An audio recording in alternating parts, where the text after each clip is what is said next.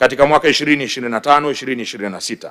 serikali imeendelea kuchukua hatua kuimarisha uzalishaji wa umeme nchini, ambapo hadi kufikia mwezi Machi 2026 uwezo wa mitambo ya kuzalisha umeme uliongezeka na kufikia megawati 4522.54 ikilinganishwa na megawati 4031.71 zilizokuwepo mwezi Machi 2025, sawa na ongezeko la asilimia 12.17 kama inavyofafanuliwa katika jedwali namba 1 na kiambatisho namba 1 cha hotuba yangu. Ili umeme unaozalishwa uweze kutumika na mlaji wa mwisho, hakuna budi kuwekeza katika miundombinu ya usafirishaji na usambazaji wa umeme.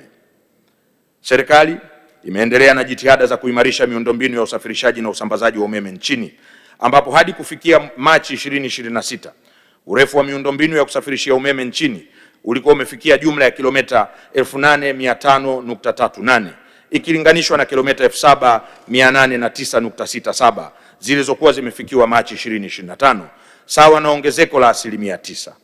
Kwa upande wa miundombinu ya kusambaza umeme, urefu wa miundombinu hiyo umefikia kilomita 240,229.56 ikilinganishwa na kilomita 200,266.25 zilizofikiwa mwezi Machi 2025, sawa na asilimia 20 kwa mchanganuo uliopo katika jedwali namba 2 la hotuba yangu ukurasa wa 15.